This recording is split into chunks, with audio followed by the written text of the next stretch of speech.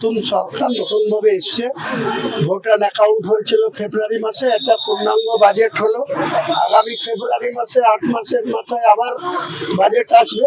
আমরা অপেক্ষা করব, আমরা চেষ্টা করব, সরকারকে বোঝাবার চেষ্টা করব যে কোনো একটা সম্প্রদায়কে নিয়ে সরকার না, সরকার সমস্ত 11 কোটি মানুষের উন্নয়ন করা তাদের লক্ষ্য হওয়া উচিত। যদি তা না করে তাহলে আমরা সময় মতো, সময় আসলেই আমরা আওয়াজ উঠাবো এই সরকারের বিরুদ্ধে। যেখানে যা বলার, রাস্তায় দাঁড়িয়ে আন্দোলন করা, বিধানসভার ভেতরে যে সময় পাবো সেই সময়ের মধ্যে তাদের বিরোধিতা করা, এটা তো করবো। দাদা, মুর্শিদাবাদ কি পেলো এই বাজেটে? মুর্শিদাবাদ নতুন ডিস্ট্রিক্ট পেয়েছে, একটা ভালো খবর।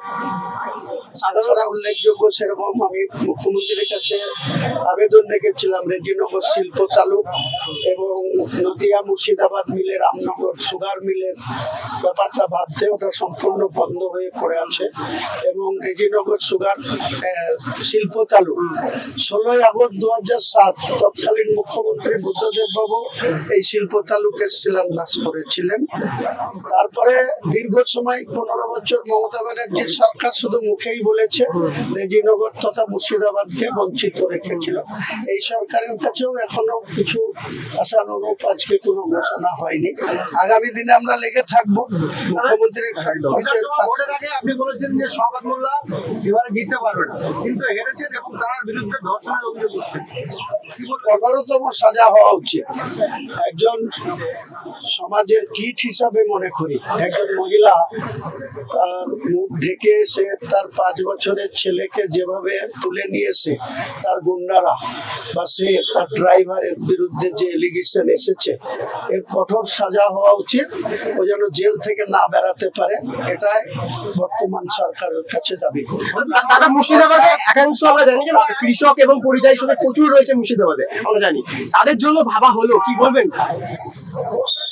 আংশিক ভাবা হয়েছে, আগামী দিনে সময় দিতে হবে। বারবার বলছি যে একটা সরকার সবে মাত্র শপথ নিয়েছে 9 জুন বা 9 মে শপথ নিয়েছে।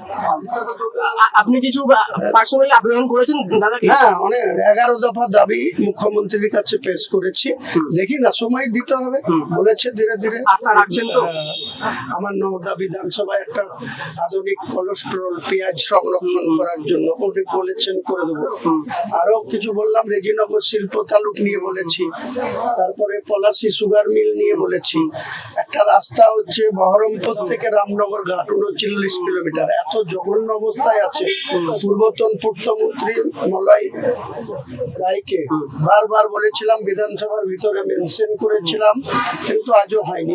আজও 1 ফুট 1.5 ফুট গর্ত দিয়ে আমাদের রাস্তায় গাড়ি নিয়ে চলাচল করতে হয়, বহরমপুর যাতায়াত করতে হয়। সেই সব রাস্তা যাতে অবিলম্বে, এই রাস্তার নামকরণ চেঞ্জ না করে রাস্তাগুলো সঠিকভাবে করুক, এটাই চাই। কতটা আস্থা রাখছেন আপনি? আশা রাখছি যে হবে।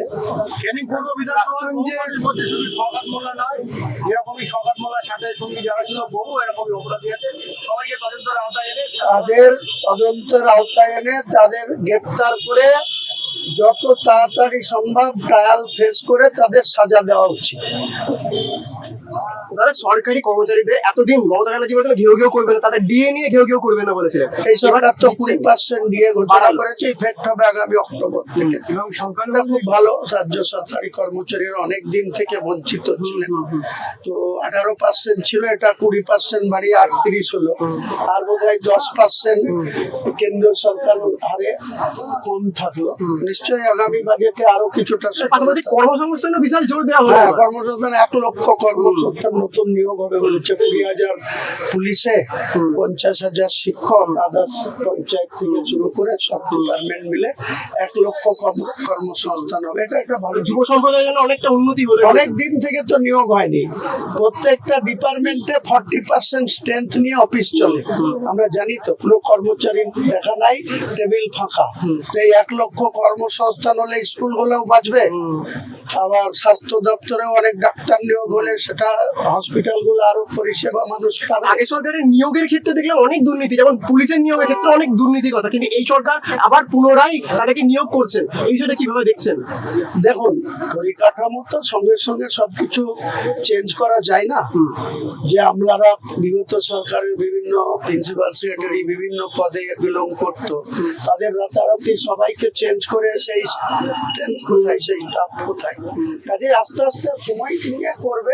তাদেরকে আমি বলবো, আমরাও দেখবো যে সমস্ত আধিকারিকরা মানে দুর্নীতিতে ডুবেছিল, এখনো কিছু কিছু দপ্তরে তারা সেই টেবিল চেয়ার অলঙ্কৃত করে আছে, তাদের বিরুদ্ধে ভিজিলেন্স এবং অ্যান্টি করাপশন দপ্তরে অভিযোগ করব যে যারা যারা বিগত সরকারের আমলে অনেক দুর্নীতি করেছে, তারা এখন এই সরকারের আমলাতেই বসে আছে, চেয়ারে বসে আছে, তাদের বিরুদ্ধে অ্যান্টি করাপশন ডিপার্টমেন্ট এবং ভিজিলেন্স ডিপার্টমেন্টে আমি আমার নলেজে যারা যারা দুর্নীতিগ্রস্ত আছে তাদের বিরুদ্ধে অ্যান্টি করাপশন এবং ভিজিলেন্সের কাছে অভিযোগ করব।